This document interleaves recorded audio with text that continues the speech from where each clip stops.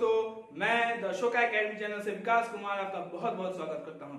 दोस्तों, आज का हमारा टॉपिक है भूगोल विषय से पृथ्वी की गति के बारे में। दोस्तों, इससे पहले जब मैंने पिछले लेक्चर में ग्रहों के बारे में बताया था तो उसमें पृथ्वी के बारे में कुछ मैंने आपको बताया था, लेकिन इसमें हम लोग विस्तार पूर्वक पढ़ेंगे पृथ्वी की गतियों के बारे में। चलिए शुरू करते हैं। आपका ज्यादा समय ना लेते हुए मैं आज का पहला क्वेश्चन बोलता हूं कि पृथ्वी की गति क्या है। तो पृथ्वी की गति कितने प्रकार की होती है? तो पृथ्वी की गति दोस्तों दो प्रकार की होती है, घूर्णन गति और एक परिक्रमण गति। तो घूर्णन गति के कई नाम हैं, परीक्षा में कंफ्यूज करने के लिए आपको दे दिया जाएगा कि परिभ्रमण क्या होता है, तो आप कंफ्यूज ना हो।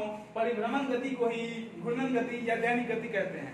परिभ्रमण गति को ही घूर्णन गति या दैनिक गति कहते हैं। इसके तीन नाम हैं, इससे आप कंफ्यूज मत होइएगा। इससे दिन की परिवर्तन होती है, एक दिन का परिवर्तन इससे होता है। और दूसरा है परिक्रमण गति या वार्षिक गति, इससे वर्ष की परिवर्तन होती है, यानी एक वर्ष बदलता है। तो चलिए, ये हो गया आपका घूर्णन गति, ये हो गया परिभ्रमण गति। अब इसको विस्तार पूर्वक पढ़ें। यदि आपका प्रश्न है कि घूर्णन गति कहते किसे है, तो पृथ्वी अपने अक्ष पर रहते हुए, यानी अपनी अक्ष पर रहते हुए 23 घंटा 56 मिनट कुछ सेकंड में वह एक चक्कर पूरा कर ले, यानी यहीं पर खड़े होकर एक चक्कर लगा ले पश्चिम से पूर्व की दिशा में, तो वह उसका दैनिक गति कहलाता है दोस्तों, या घूर्णन गति कहलाता है। इससे दिन में परिवर्तन होती है। दूसरा है परिक्रमण या वार्षिक गति। परिक्रमण गति में सूर्य के चारों ओर परिक्रमा करने को जितना समय लगता है वह उसका परिक्रमण गति हो गया, यानी एक वर्ष में, यानी 365.6 घंटे में वह जो चक्कर लगाता है तो वह उसका परिक्रमण गति हो गया दोस्तों। सूर्य के अपेक्षा उसका परिक्रमण गति इतना हो गया। तो हम जानते हैं कि 365 दिन का एक वर्ष होता है, और ये जो 6 घंटा जो अतिरिक्त बच जाते हैं, इसे ही हम लोग 4 साल में एक बार फरवरी के माह में जोड़ देते हैं, जिससे कि फरवरी का वह साल में 29 दिन हो जाता है दोस्तों। अगला सवाल यदि पूछे कि अक्ष पर झुकाव और इसके कारण बताएं, तो अक्ष पर पृथ्वी का झुकाव कितना है, तो ये यदि आपका पृथ्वी मान लेते हैं दोस्तों और एक लंब खींचते हैं तल से, तो यहाँ से 23.5 डिग्री अक्ष पर ये रहा, यहाँ से इसका अक्ष पर 23.5 डिग्री पर पृथ्वी झुकी हुई है। 23.5 डिग्री अपने अक्ष से लंबवत तल के अपेक्षा यह झुकी हुई है दोस्तों। और इससे यदि आपको ये पूछे कि ये अपनी तल से कितनी डिग्री में झुकी हुई है, तो अपने तल से, कक्ष तल से यह 66 डिग्री का कोण बनाती है। यानी आप 66 डिग्री और 23.5 डिग्री को जोड़ते हैं दोस्तों, तो ये पूरा 90 डिग्री आपका पूरा हो जाता है दोस्तों। तो इस तरह आपने देखा कि पृथ्वी अपने अक्ष के लंबवत तल से 23.5 डिग्री का कोण बनाती है, और अपने कक्ष के तल से जो कोण बनाती है वह 66 डिग्री का कोण बनाती है। तो इससे आप 23.5 डिग्री और 66 डिग्री में कंफ्यूज मत होइएगा दोस्तों, ये लंबवत की अपेक्षा और ये तल की अपेक्षा। ठीक, अगला सवाल है इससे होने वाले परिवर्तन। तो इसी से दिन और रात में परिवर्तन होती है, इसी से ऋतुओं में परिवर्तन होती है। ठीक दोस्तों, अगर प्रश्न आए कि ऋतु में परिवर्तन किसके कारण होता है, तो ये पृथ्वी का जो झुकाव होता है 23.5 डिग्री, इसी के कारण पृथ्वी के ऋतुओं में परिवर्तन होती है दोस्तों। अगला सवाल यदि मैं आपसे बताऊं तो अपसौर किसे कहते हैं। इससे पहले मैंने आपको चंद्रमा में जब पढ़ाया था अपोजी और पेरिजी, तो अपोजी और पेरिजी पी वही है दोस्तों ये भी, यानी अप यानी ऊपर, ऊपर यानी दूर, दूर यानी जब पृथ्वी की सूर्य से दूर की स्थिति होती है तो उसे अपजी एपिहीलियन, सॉरी दोस्तों एपिहीलियन, अपजी तो चंद्रमा का हो गया, एपिहीलियन कहते हैं। इसका दूरी 15.21 करोड़ किलोमीटर, 15.21 करोड़ किलोमीटर होती है दोस्तों। ये कब होता है दोस्तों? ये 4 जुलाई को ऐसा होता है। 4 जुलाई के दिन क्या होता है, सूर्य से पृथ्वी सबसे दूर स्थित होती है दोस्तों। और यदि प्रश्न है उपसौर किसे कहते हैं, उप यानी पास, पी यानी पास, यानी कि पी से पेरिहिलियन, पेरिहिलियन यानी पास, जब पृथ्वी सूर्य से पास स्थित हो दोस्तों तो उस स्थिति को पेरिहिलियन कहेंगे। और पेरिहिलियन की दूरी 14.73 करोड़ किलोमीटर की होती है। 14.73 करोड़, जैसे कि यहाँ पे मैंने लिखा हुआ है, नोट कीजिएगा दोस्तों, 14.73 करोड़ किलोमीटर की स्थिति को, यानी कि इससे बहुत पास हो गया दोस्तों। ये 15.21 में यदि 14.73 घटाएंगे तो आपको पता चल जाएगा कि ये कितना किलोमीटर पास हो गया दोस्तों। इतना किलोमीटर पास रहता है, किस दिन रहता है? तो 3 जनवरी के दिन को ये सूर्य से पृथ्वी नजदीक की स्थिति में रहती है दोस्तों। तो इस तरह दो प्रश्न आते हैं, 4 जुलाई की स्थिति और 3 जुलाई की स्थिति, यानी एप्रिलियन कब होता है और पेरिहिलियन कब होता है। तो एप्रिलियन होता है दोस्तों 4 जुलाई को और पेरिहिलियन होता है दोस्तों 3 जनवरी को। ठीक है दोस्तों, अगला सवाल है हमारा, ग्रीष्म आयनन कर्क संक्रांति किसे कहते हैं? ग्रीष्म आयनान या कर्क संक्रांति, ये क्या होता है दोस्तों?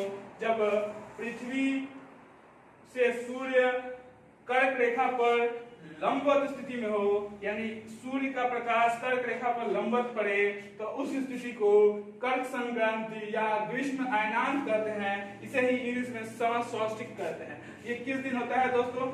ऐसी स्थिति 21 जून को आती है, यानी 21 जून को हम कह सकते हैं कि यदि हम लोग उत्तरी गोलार्ध में रहते हैं, ये जो लोग उत्तरी गोलार्ध में रहते हैं उन्हें ये इस दिन सबसे ज्यादा गर्मी का महसूस होगा। सबसे ज्यादा गर्म दिन वही होता है और सबसे ज्यादा बड़ा दिन भी इसी समय होता है। तो 21 जून को सूर्य का प्रकाश पृथ्वी पर कर्क रेखा पर सबसे ज्यादा सीधा लंबवत पड़ता है, ज्यादा देर तक पड़ता है। तो ऐसी स्थिति में सूर्य का ताप उस समय ज्यादा होता है और दिन का भी अवधि बढ़ा हुआ होता है दोस्तों।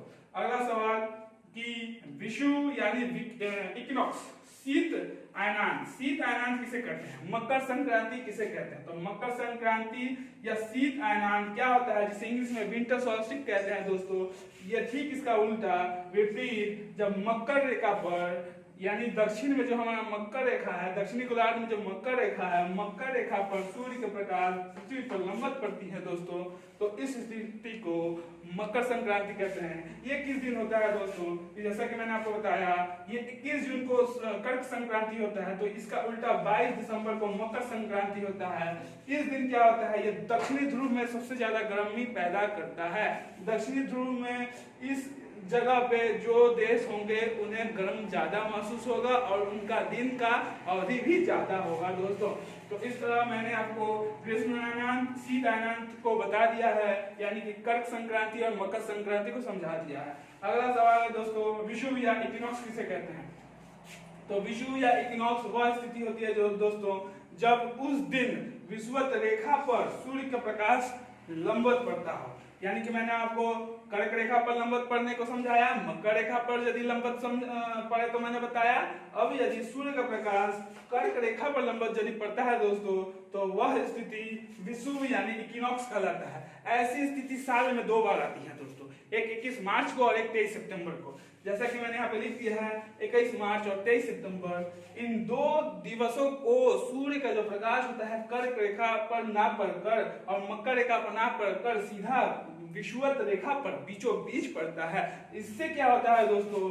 दोनों ही तरफ दिन और रात की अवधि बराबर होती है, क्योंकि बराबर प्रकाश दोनों ही साइड में मिली हुई होती है इस दिन। तो बसंत या स्प्रिंग इक्विनॉक्स किसे कहते हैं और शरद या ऑटम इक्विनॉक्स किसे कहते हैं? तो बसंत या स्प्रिंग इक्विनॉक्स उसे कहते हैं जब हल्का हल्का गर्मी रहता है दोस्तों। तो हल्का हल्का गर्मी 21 मार्च के दिन हमें महसूस होती है, उस समय 21 मार्च को ही बसंत या स्प्रिंग इक्विनॉक्स कहा जाता है दोस्तों। और जब हल्की हल्की ठंडी शुरू होती है तो उस समय को शरद इक्विनॉक्स या ऑटम इक्विनॉक्स कहते हैं। तो इस तरह आप समझ गए कि 21 मार्च और 23 सितंबर के दिन स्प्रिंग इक्विनॉक्स और ऑटम इक्विनॉक्स क्रमशः होते हैं। अच्छा दोस्तों, एक होता है दिन की अवधि। दिन की अवधि आप कैसे पता करें कि दिन की अवधि किधर ज्यादा है? तो दिन की अवधि दोस्तों 21 मार्च से 23 सितंबर तक, यानी 21 जून को दिन ज्यादा होता है, बड़ा होता है, लंबा होता है, और 21 मार्च से 23 सितंबर तक का अवधि जो होता है उस समय उत्तरी गोलार्ध में दिन ज्यादा होती हैं, और 23 सितंबर से फिर 21 मार्च के उल्टा उस दिन क्या होती है? दिन छोटा होता है, यानी कि आपका रात बड़ी होती है दोस्तों। तो इसे ही दिन की अवधि से हम समझ सकते हैं। अगला हमारा सवाल है, सूर्य ग्रहण किसे कहते हैं दोस्तों? तो सूर्य ग्रहण आप इस चित्र के माध्यम से समझ सकते हैं।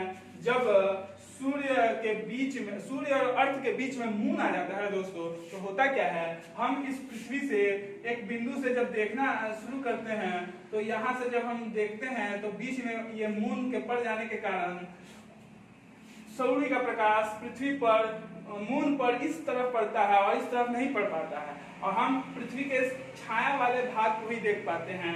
पृथ्वी के छाया वाले भाग को देखने के चलते सूर्य जो है ढका हुआ मालूम पड़ता है, और इस तरह सूर्य ग्रहण हम कहते हैं दोस्तों। अगला है चंद्र ग्रहण किसे कहते हैं, तो चंद्र ग्रहण में ठीक इसका उल्टा होता है। इसमें क्या होती है, यहाँ पे अर्थ होता है और यहाँ पे मून होता है, यानी कि अर्थ बीच में आ जाती है। तो इसमें क्या होता है, सूर्य का प्रकाश मून पर नहीं पहुंच पाता है दोस्तों, क्योंकि पृथ्वी बीच में आ जाती है, और पृथ्वी बीच में आने के कारण पृथ्वी के एक हिस्से में प्रकाश पड़ता है और एक हिस्से में नहीं पड़ता है, तो इसकी छाया जो है मून पर पड़ जाती है दोस्तों।